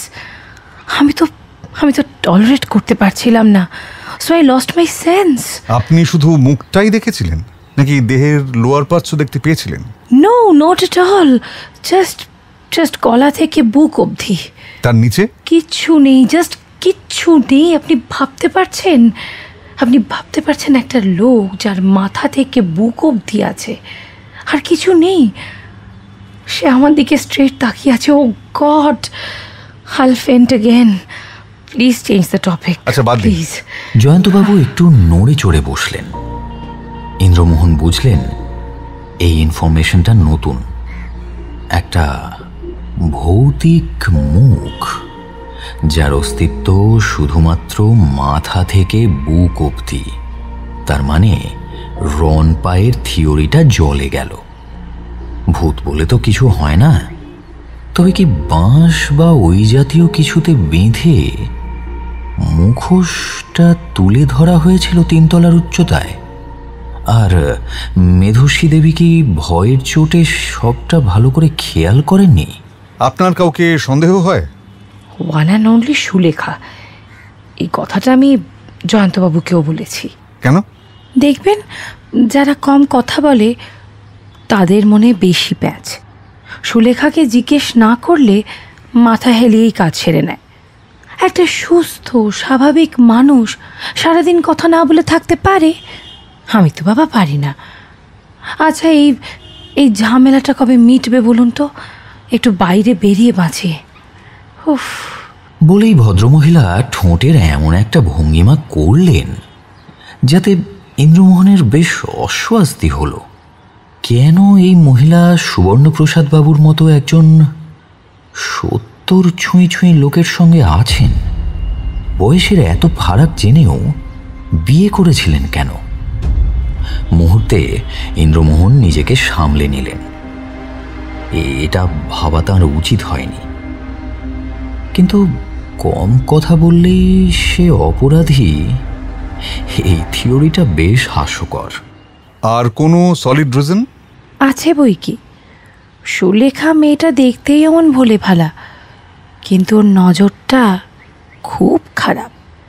এর আগেও আমার গেস্টরা এসেছেন আর উনি মূর্তিটা বের করে দেখিয়েছেন। তখন স্ন্যাক সার্ভ করতে এসে ওর চোখ দুটো আমি দেখেছি। such a pair of greedy eyes। জানেনই তো, মেয়েরা অনেক কিছু বুঝতে পারে। ও পারে বুঝি? আপনার প্রশ্ন শেষ হলে বাত নেব। বৃষ্টিটা নেমে যেন গরমটা আরো বাড়িয়ে দিয়ে গেল। বেশ, তাহলে শেষ প্রশ্নে আসি। আপনার আমেরিকার বান্ধবীদের সঙ্গে আপনার আলাপটা কতদিনের? ব্যাস হয়ে গেল তো। ঘুরে ফিরে সেই আমার গেস্টদের দিকেই নজর। ও গড! আরে ওরা আমার চাইল্ডহুড ফ্রেন্ডস। কেলি, ব্রুকলিন, বেলি, সোফি অ্যান্ড মার্থা। একদম নার্সারি থেকে আমরা অস্টিন সিটিতে স্কুলে একসঙ্গে পড়াশোনা করেছি, একেবারে হাস্টন ইউনিভার্সিটি অবধি। ভাবছেন ওরা মূর্তি চুরি করে পালাচ্ছে? How funny. আপনি এক কাজ করুন, আপনি হোটেল ইন্টারন্যাশনালে যান, রুম নাম্বার 402, 3 আর 5 ফোর্স নিয়েই যান। তারপরে আবার সার্চ করুন। পারলে স্ট্রিপ সার্চও করতে পারেন, একেবারে নেকেট করে। Mind your tongue Mrs Sania, একদম বাড়াবাড়ি করবেন না। জানবেন আসল অপরাধী যতক্ষণ না ধরা পড়ছে আপনিও কিন্তু সাসপেক্টের তালিকাতেই আছেন, তার সঙ্গে আপনার বোনও। So control your emotions. Medhaswi সান্যালের মুখে অন্ধকার নেমে এলো। ইন্দ্রমোহন বললেন, আপনার চ্যারিটেবল ট্রাস্টের অ্যাকাউন্টসটা আমি দেখতে চাইতে পারি। লাস্ট 3 ইয়ার্স রেডি রাখবেন। এবার যান, শুভশ্রী দেবীকে পাঠিয়ে দেবেন, তারপর অখিলেশকে।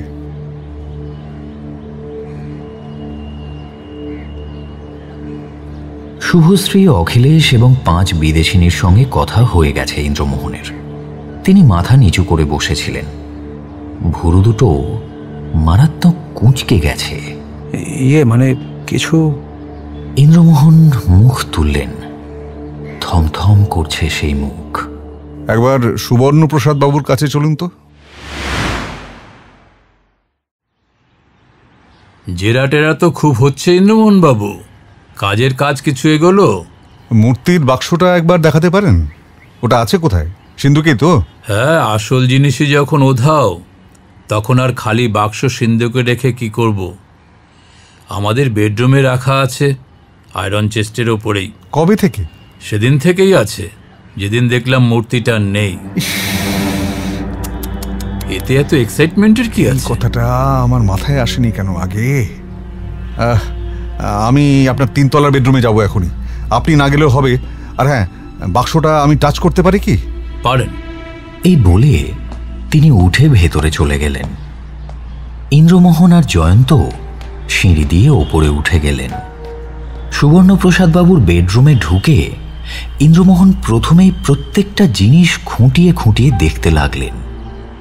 তারপর দক্ষিণ দেওয়াল ঘেঁষে রাখা সিন্দুকটার দিকে এগিয়ে গেলেন তিনি।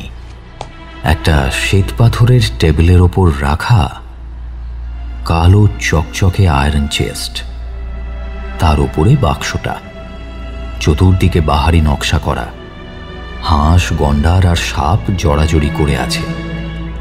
সাদা ডানার হাঁস আর গন্ডারটা না হয় আসামের সঙ্গে সম্পর্কিত, কিন্তু তিনমুখ সাপ কেন?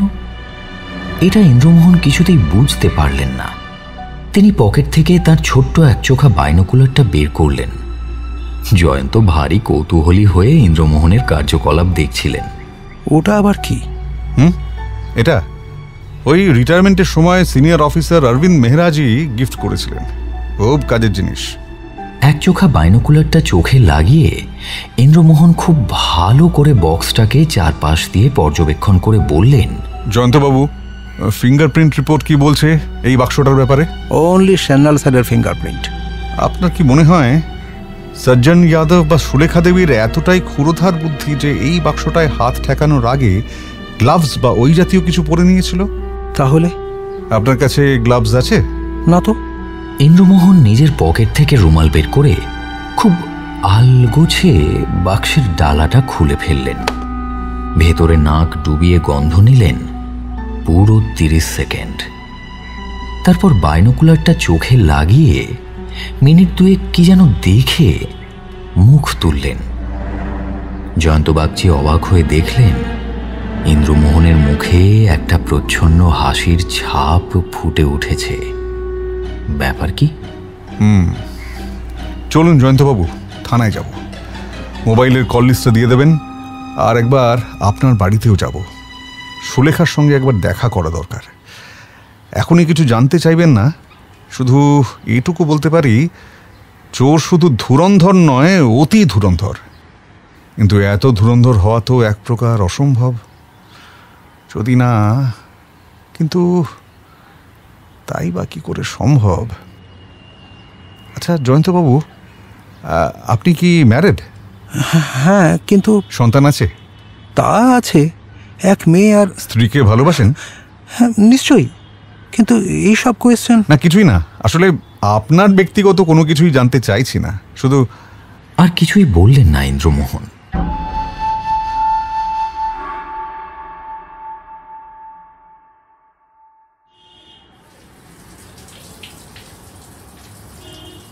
অনেকটা সময় নিয়ে স্নান সেরে সারাটা দুপুর নিজের ঘরেই কাটালেন ইন্দ্রমোহন। দ্বীপ্রাহরিক আহারের জন্য নিশীথ একবার ডাকতে এসেছিল।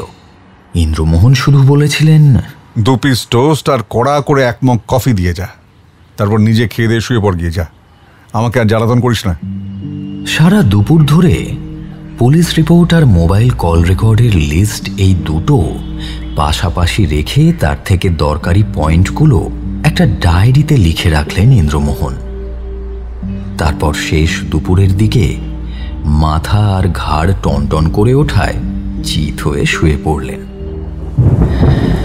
বাইরে আবার বৃষ্টি শুরু হলো। ইন্দ্রমোহন গভীর চিন্তায় ডুবে গেলেন।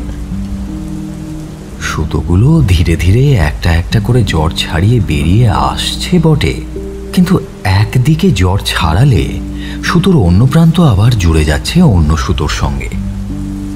কি একটা ব্যাপার, যা নাকি খুব সোজা, অথচ তিনি দেখেও দেখতে পারছেন না। ইন্দ্রমোহন ঘুমে ডুবে গেলেন। ঘুম যখন ভাঙল তখন রাত 8টা। তিনি বাইরে গিয়ে খবর নিলেন। নিশীথ রান্না শেষ করে চেয়ারে বসে ঢুলছে। সন্ধে 7:30টার মধ্যে নিশীথের রান্না শেষ হয়ে যায়। শুধু ভাতটা বসায় একটু দেরি করে, যাতে ডিনার টাইমে গরমাগরম পরিবেশন করতে পারে। সোনু ফিরেছে? হ্যাঁ, জল খাবার খেয়ে এখন নিজের ঘরে আছে। একবার তোমার ঘরে উঁকি দিয়েছিল, তুমি তখন ঘুমুচ্ছ দেখে চলে গেছে। ইন্দ্রমোহন ল্যান্ডফোনের রিসিভারটা তুলে জয়ন্ত বাগচির নাম্বার ডায়াল করলেন।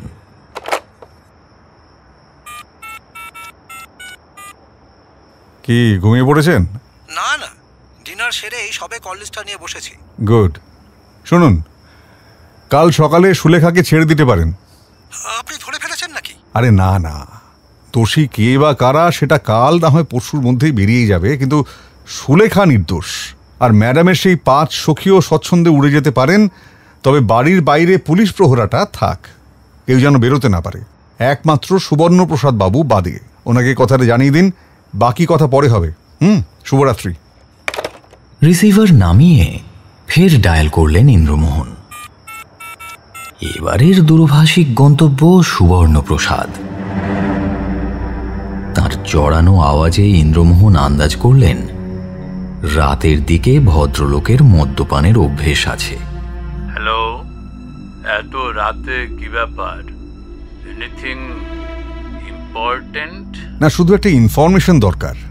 সজ্জন যাদবকে আপনি পেলেন কোথায়? শুনেছি ও বিহারের বাসিন্দা। জানি না আপনি কিভাবে যাক জানতে চাইছেন, যখন বলেই ফেলি। সজ্জন একটা খুনের চেষ্টার অভিযোগে কারাগারে ছিল।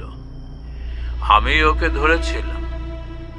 ভালো ব্যবহারের জন্য 307 আইপিসিতে 10 বছরের সাজার মেয়াদ 1.5 বছর আগেই শেষ করে বাইরে বেরোয়। ছাড়া পেয়ে আমার কাছেই আসে। আমি তো অবাক। তাও বলল ছাড়া পেয়েও দেশে ফিরে গিয়েছিল, কিন্তু ওর আত্মীয়রা, মানে ওর ওই 4 ভাই, ওকে দূর দূর করে তাড়িয়ে দেয়। কি মনে হলো রেখে দিলাম, ভালো রাখতে পারত, সেটাই কাজে লাগিয়ে দিলাম। তবে ইন্দ্রমোহন বাবু, আপনি যদি সজ্জনকে ডাউট করেন, তাহলে বলবো ভুল পথে হাঁটছেন। রাখলাম। ফোন ছেড়ে দিয়ে ইন্দ্রমোহন নিজের ঘরে ঢুকে বিছানায় উঠে ডায়েরিটা টেনে নিলেন। এই বেলা মেইন অবজারভেশনগুলো সিরিয়ালি লিখে নেওয়া দরকার। তিনি 1, 2, 3 করে লিখতে শুরু করলেন।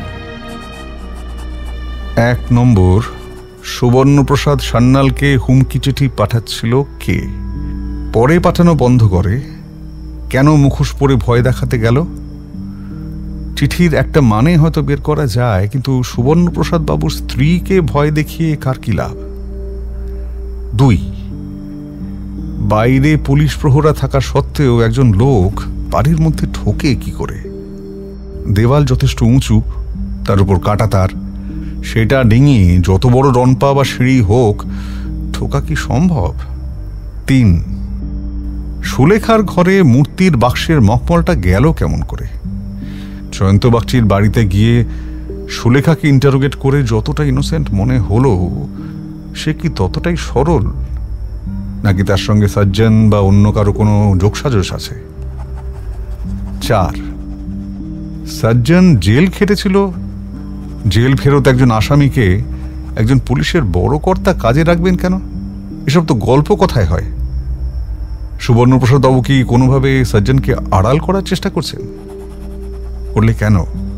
মেধশ্রী সান্যালের সঙ্গে সুবর্ণপ্রসাদ বাবুর সম্পর্কটা কতটা স্বাভাবিক?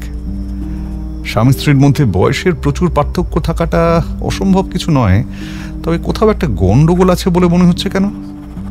6, মেধশ্রী সান্যালের বোন শুভশ্রী কতটা বিশ্বাসযোগ্য? বোন বা শালী হওয়ার সুবাদে সিন্ধুকের ঘরে বিনা অনুমতিতে একমাত্র শুভশ্রী যেতে পারাটা স্বাভাবিক।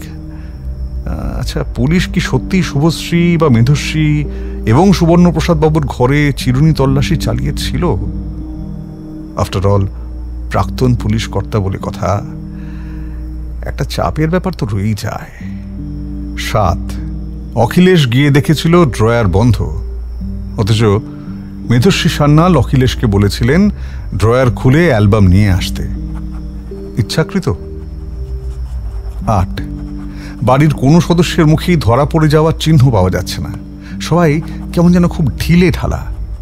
তবে কি মূর্তিটা ইতিমধ্যে বাইরে পাচার হয়ে গেছে?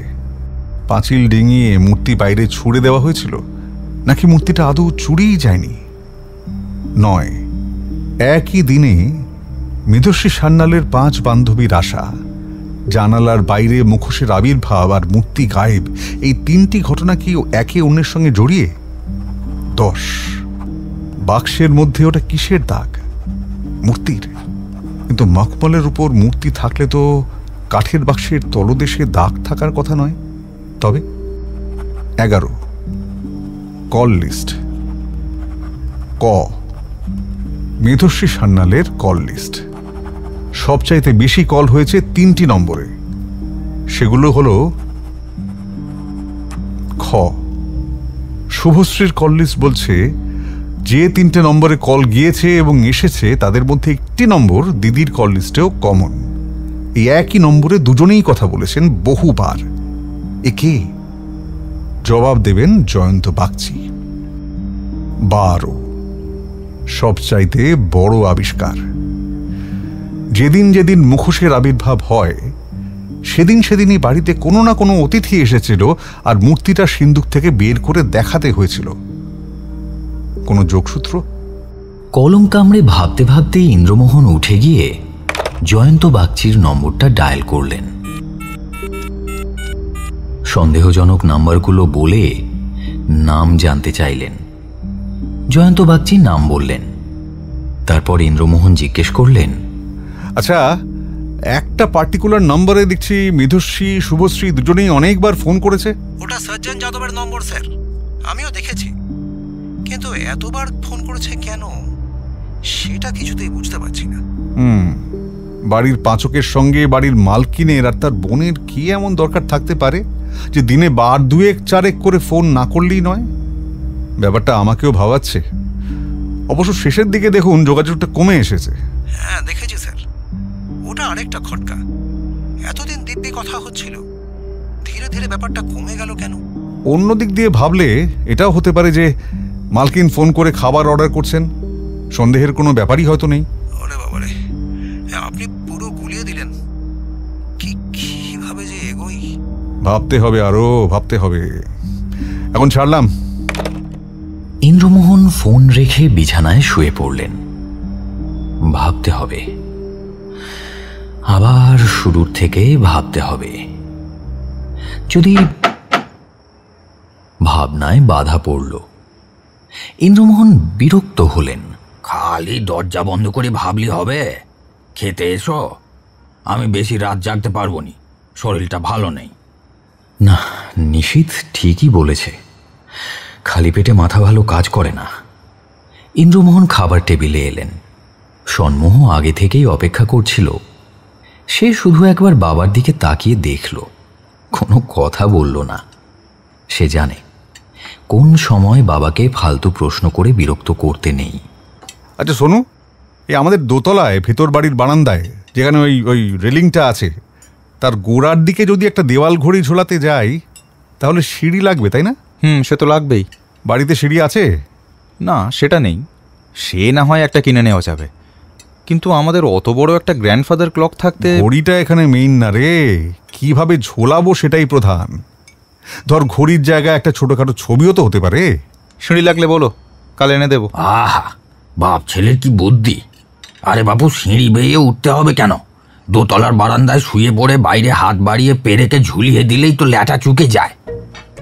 ইন্দ্রমোহনের খাওয়া থেমে গেল। তিনি হতবুদ্ধির মতো কিছুক্ষণ নিশীথের মুখের দিকে তাকিয়ে থেকে এক লাফে চেয়ার ছেড়ে উঠে পড়ে এঁটো হাতেই নিশীথকে জড়িয়ে ধরলেন। বাহ বাহ বাহ, এক্সেলেন্ট এক্সেলেন্ট, ক্যা বাত ক্যা বাত ক্যা Baat, what a great brain. দেখেছো এত সহজ ব্যাপারটা? আহা, তোকে আমি নোবেল দেবো নিশীথ, নোবেল দেবো। আরে হলোটা কি? পরে বলবো।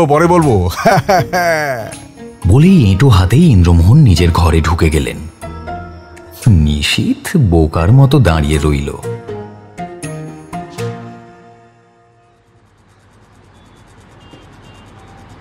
পুরো বাড়িটা একবার ঘুরে দেখা দরকার সুবর্ণপ্রসাদ বাবু। সব শেষে ছাদে উঠবো। তা দেখুন, তবে এতদিন পরে যাকে ছাদে যেতে হলে অখিলেশকে বলে দেবেন। আমার স্নানের সময় হয়েছে, দুপুরে একটা অ্যাপয়েন্টমেন্ট আছে, বেরোতে হবে। Pardon me. পুরো সোয়া 1 ঘন্টা লাগলো পুরো বাড়িটা ঘুরে ঘুরে দেখতে। বন্ধ ঘর দুটো খোলালেন ইন্দ্রমোহন। দেখতে দেখতে একটা রহস্যময় হাসি তার মুখে ফুটে উঠল। আর বয়স হয়ে যাচ্ছে জয়ন্তবাবু, আজকাল সিঁড়ি বাইতেও হাফ ধরে যায়। আপনাকে দেখে কিন্তু সেটা একবারও মনে হলো না। দিব্যি তরতর করে উঠছেন নামছেন। যোগব্যায়াম ট্যায়াম করেন নাকি? তেমন কিছু না। মানে এই বয়সে অ্যাভারেজ বাঙালির তো পেট বাইরে এসে যায়, অথচ মানে আপনার রোজ 5:30টায় আমার চোখ খুলে যায়, তারপর ওই মিনিট 15 ধ্যান, তারপর ফ্রেশ হয়ে সামান্য যোগব্যায়াম, বাড়ির সিঁড়ি বেয়ে 25 বার ওঠানামা করি, তারপর ঠিক 6:30টায় থলে হাতে বাজার অভিযান শুরু হয়। এটাই অভ্যেস এই ছোটবেলা থেকে। এই বয়সে 25 বার ওঠানামা? আরে গোটা 15 তো ধাপ মাত্র। নিন এবার অখিলেশকে ডাকুন। জয়ন্ত তাই করলেন। হয়তো অখিলেশকে আগে থেকেই বলা ছিল। সে বিনা বাক্য ব্যয়ে ওদের নিয়ে চলল সুবর্ণপ্রসাদ আর মেধশ্রী সান্যালের বেডরুমে। দোতলা থেকে 3 তলার সিঁড়িতে পা রাখার মুহূর্তে ইন্দ্রমোহনের মনে হলো একজন একটা ঘর থেকে বেরোতে গিয়েও ওদের দেখে পা ভেতরে টেনে নিল। ইন্দ্রমোহনের মনে হলো শুভশ্রী। মৃদু হেসে তিনি 3 তলায় চললেন। অখিলেশ হতবুদ্ধি হয়ে তাকিয়ে থাকলো ইন্দ্রমোহনের দিকে। জয়ন্তও অবাক হয়েছে। সুবর্ণপ্রসাদ বাবুর বিছানার পাশের দেওয়ালে ঝোলানো একটা কি হোল্ডার থেকে নির্দিষ্ট একটা সুদৃশ্য কিরিং সহ চাবি হাত বাড়িয়ে অখিলেশ নেওয়ার আগেই বাঘের ক্ষিপ্রতায় বাঁ হাত দিয়ে অখিলেশের হাত চেপে ধরে রুমাল ধরা ডান হাতে সেটা তুলে নিলেন ইন্দ্রমোহন। পকেট থেকে একটা ম্যাগনিফাইং গ্লাস বের করলেন। তারপর মরা ইঁদুর যেভাবে ধরে সেইভাবে চাবিটাকে শূন্যে তুলে ধরে ভীষণ মনোযোগ সহকারে মিনিট 10 সেটা দেখলেন। নাকের কাছে এনে গন্ধও শুঁকলেন। তারপর বললেন, হ্যাঁ, এটাই আশা করেছিলাম। আচ্ছা অখিলেশ, কোন জানালার বাইরে তোমার ম্যাডাম আর তুমি সেই মুখটা দেখেছিলে? বোধ করি সেই মুখটা আবার স্মরণ করে অখিলেশ সামান্য কেঁপে উঠল। আঙুল তুলে জানালাটা দেখিয়ে দিল। ছাদে চলুন জয়ন্তবাবু। অখিলেশ, তুমি আসবে না এখানেই অপেক্ষা করবে? অখিলেশও ওদের পেছন পেছন গেল। ছাদে উঠে ইন্দ্রমোহন চারিদিকটা দেখলেন। কখনো ছাদে বসে পড়ে, কখনো কার্নিশের কাছে গিয়ে, কখনো ঝুঁকে নিচের দিকে তাকিয়ে হঠাৎ বললেন, এই অখিলেশ, তোমার মালিকের শোয়ার ঘরটা কোন দিকে? আমার মনে হচ্ছে ওই দিকটা হবে, তাই না? অখিলেশ নীরবে সম্মতি জানালো। ইন্দ্রমোহন ঝুঁকে পড়ে বেশ খানিকক্ষণ সময় নিয়ে দেখলেন। জয়ন্তবাবু, শিক্ষার একটা দাম আছে জানেন তো। আপনাদের সেই শিক্ষা আছে, আপনারা আক্ষরিক পাশ দেওয়া ডাক্তার। আমাদের মতো হাতুড়েদের সেই শিক্ষা নেই বলেই। আমি কিন্তু কিছুই বুঝতে পারছি না। বলছি, শিক্ষা থাকলেই আমি প্রথমেই ছাদে চলে আসতাম, আর নেই বলেই হাতড়াচ্ছি, এই আর কি। চলুন যাই। এখনই? হ্যাঁ, আপনি থানায় যাবেন নিশ্চয়ই? হ্যাঁ, সে তো বটেই। হ্যাঁ, যাওয়ার সময় আমাকে কাইন্ডলি ওই শোভাবাজার যুবক সংঘের সামনে নামিয়ে দেবেন। একটা কাজ আছে, সেরে বাড়ি চলে যাব। আপনি চিন্তা করবেন না। আর হ্যাঁ, আপনাকে আমি রাতের দিকে ফোন করব, এই 8টা নাগাদ। আমি কিন্তু এখনো যে তিমিরে সেই তিমিরেই। এখন বারে শুধাই তোমায়, স্নিগ্ধ মরণ আছে কি হোথায়? আছে কি শান্তি? আছে কি সুপ্তি তিমির তলে? আসিতেছ তুমি তুলিয়া নয়ন কথা না বলে। মানে আর কি, রবি ঠাকুরের সোনার তরী পড়েননি? নিরুদ্দেশ যাত্রা।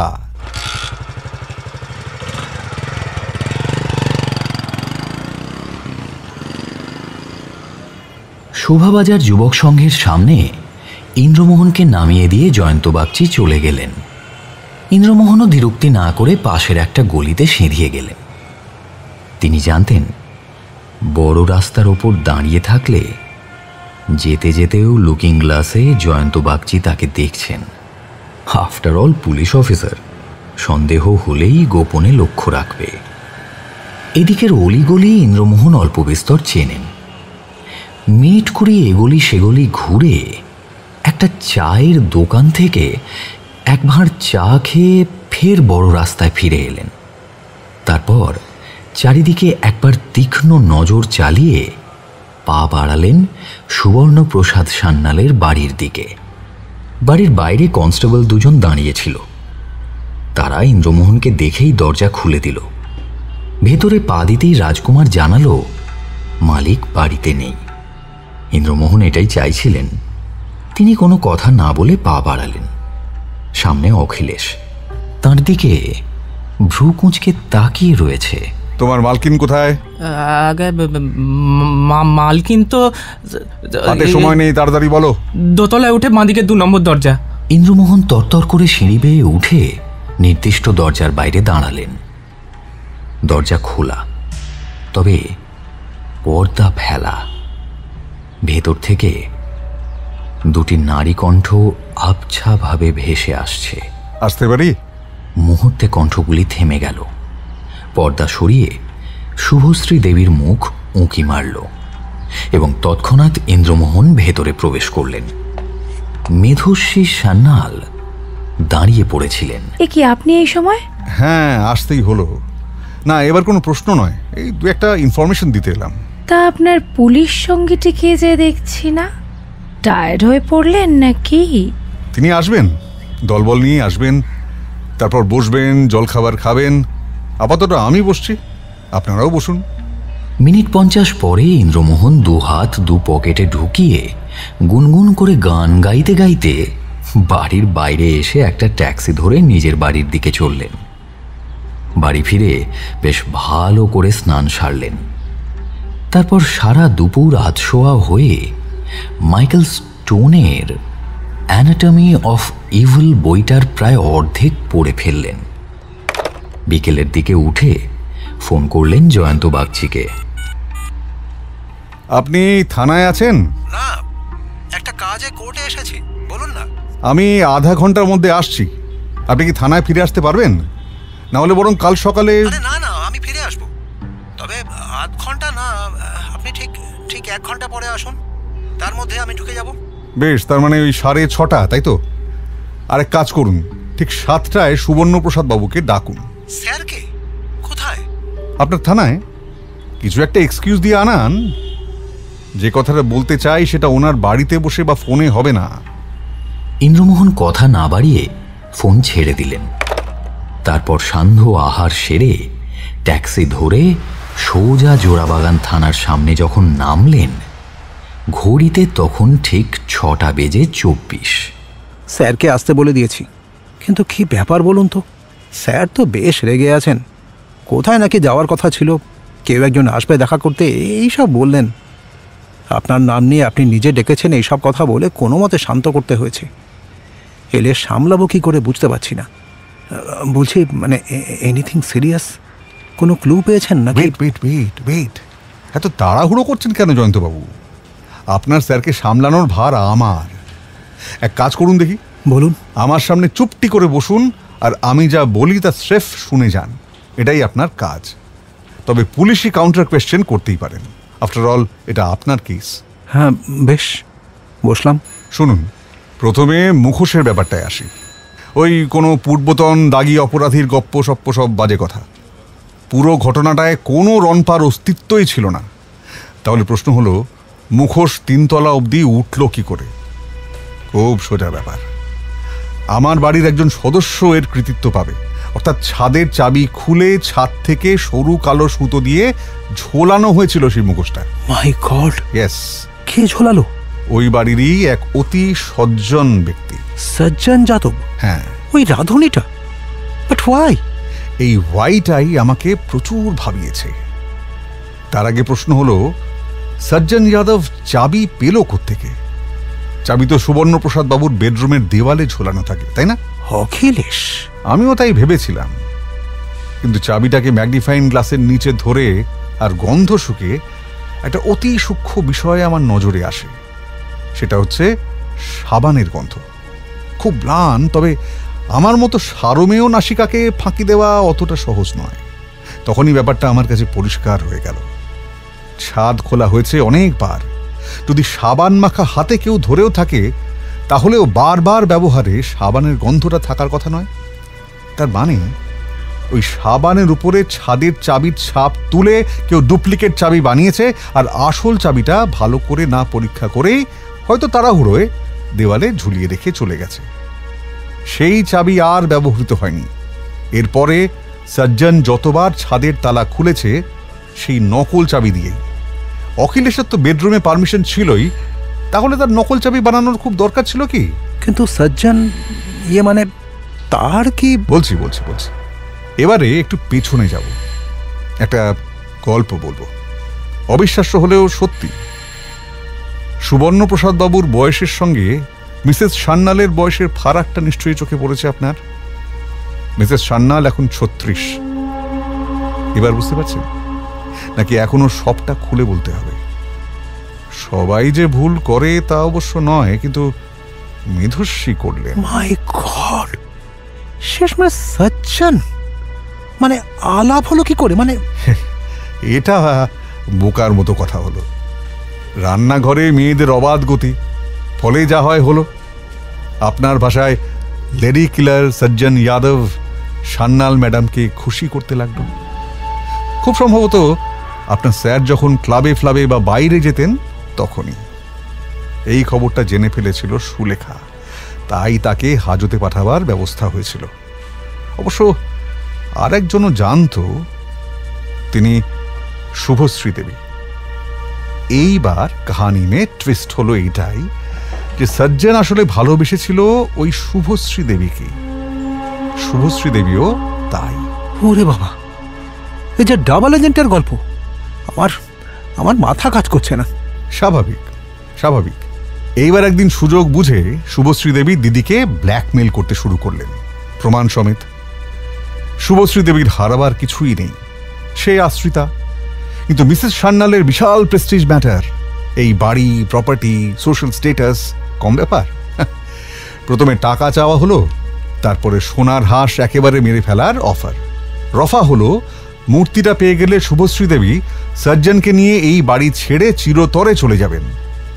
মেধস্বী রাজি হলেন।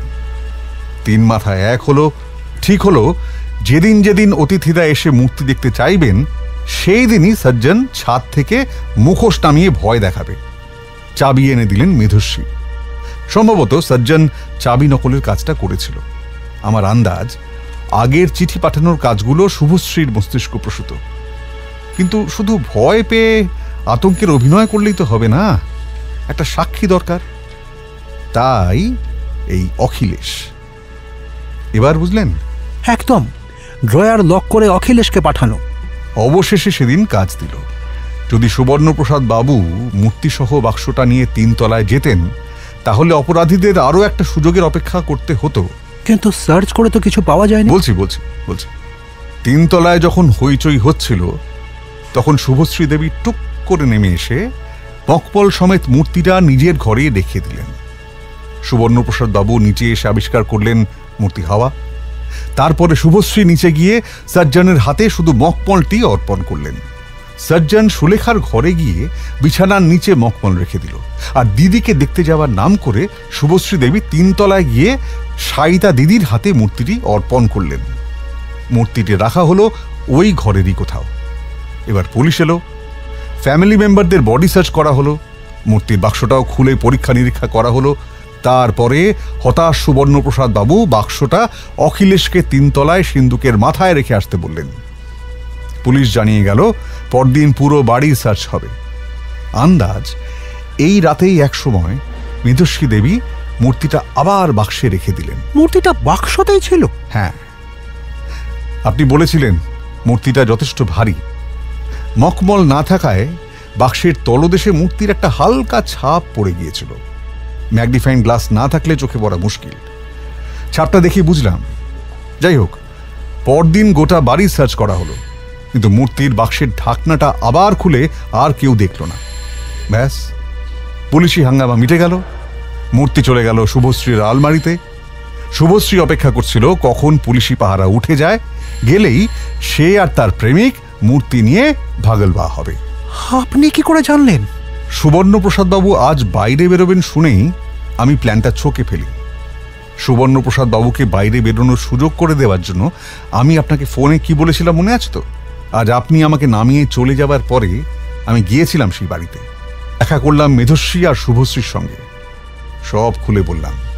তাতেও অস্বীকার করায় পুলিশের ভয় দেখালাম।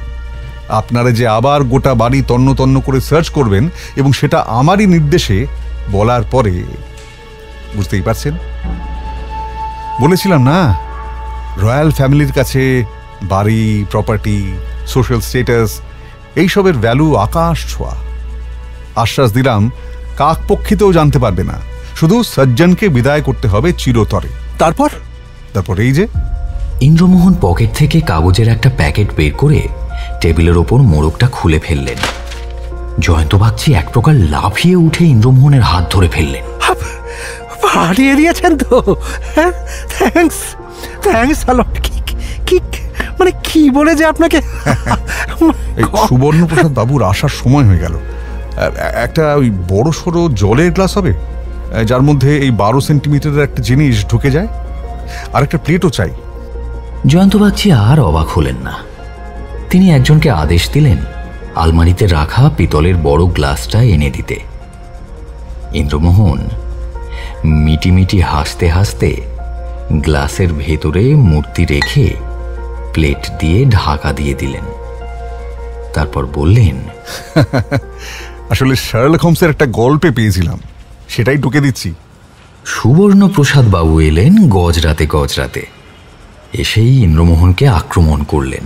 আপনি ভেবেছেনটা কি? আপনি জানেন না এ সময় আমি বিজি থাকি। বিসাইডস একজন গেস্ট আসার কথা আছে।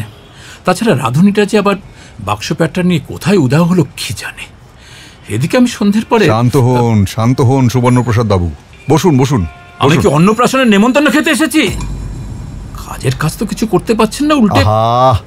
আপনি বড়ই উত্তেজিত হচ্ছেন। জয়ন্তবাবু, ওনাকে একটা বড় গ্লাসে করে জল দিন তো। হাসি চেপে সেই গ্লাসটা এগিয়ে দিলেন জয়ন্ত বাগচি। গ্লাসটা হাতে নিতেই সুবর্ণপ্রসাদের আগুনে যেন ঘৃতাহুতি ঘটল। এর মানে কি? আমাকে কি জল খেতে ডাকা হয়েছে? নিন, আগে এক চুমুক দিন, তারপরে সব কথা। সুবর্ণপ্রসাদ বাবু প্লেট সরিয়ে বজ্রাহতের মতো গ্লাসের ভেতরের দিকে তাকিয়ে থাকলেন। কি এবার শান্ত হয়ে বসবেন কি? না মানে আপনি। এই একটু মজা করছিলাম আপনার সঙ্গে, প্লিজ ডোন্ট মাইন্ড। কিন্তু এটা পেলেন কোথায়? দেখুন সুবর্ণপ্রসাদ বাবু, মূর্তি আপনি ফেরত পাবেন একটাই শর্তে। শর্ত? কি শর্ত? আপনি মূর্তি চেয়েছিলেন, পেলেন, এবার সোজা বাড়ি। তারপরে শুদ্ধিকরণ ফরণ যা ইচ্ছে হয় করুন, কিন্তু ডব্লিউ দিয়ে যতগুলো প্রশ্নবোধক শব্দ হয়, হু, হোয়াট, হাউ এটসেট্রা, কিছুই জিজ্ঞাসা করবেন না। রাজি? এতক্ষণে সুবর্ণপ্রসাদ বাবুর মুখে হাসি ফুটল।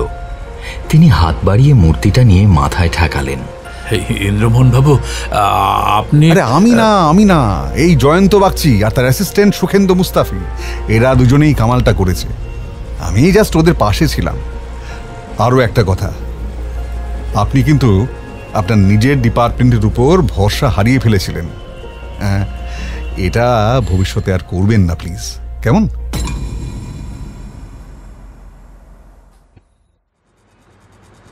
দিন সাতেক পরের কথা, রবিবারের সকাল। ইন্দ্রমোহন সন্মোহর সঙ্গে গল্প করতে করতে চায়ে চুমুক দিচ্ছিলেন। গতকাল সন্মোহর একটা প্রমোশন হয়েছে, তাই ঠিক হলো আজ আর ঘরে নয়, তিনজনে মিলে বাইরে কোথাও খেয়ে আসবে। পরের ট্রিপটা তাহলে কুয়াকাটায় হোক। কুয়াকাটা আবার কোথায় রে? বাংলাদেশের সাউথ ইস্টার্ন রিজিয়নের পটুয়াখালীর একটি শহর, 18 কিলোমিটার দৈর্ঘ্যের সি বিচ। আর সবথেকে বড় কথা, এই সি বিচ থেকে সানরাইজ এবং সানসেট অ্যাট এ টাইম দেখা যায়। ওদিকে সন্মোহর কথা থেমে গেল। কলিং বেলের আওয়াজ। দরজায় আবার জয়ন্ত বাগচি এসেই সামনে ধপ করে বসে পড়লেন। না মশাই, স্যান্ডাল স্যারকে আপনি চেনেন না। ঠিক ধরে ফেলেছেন, আমার ঘটে অত বুদ্ধি নেই। সরি, মানে আনঅফিসিয়ালি বললাম। এটা ধরুন, স্যান্ডাল স্যার দিয়েছেন, ওই যত সামান্য কিছু আর কি। আমি আবার আসি, আবার একটা কেসে ফেঁসে গেছি। অবশ্য এই ব্যাপারে যদি মানে আপনার সঙ্গে না না না না, আমি কাল থেকে আন্দামানে জয়ন্তবাবু, আন্দামানে for the rest of my life.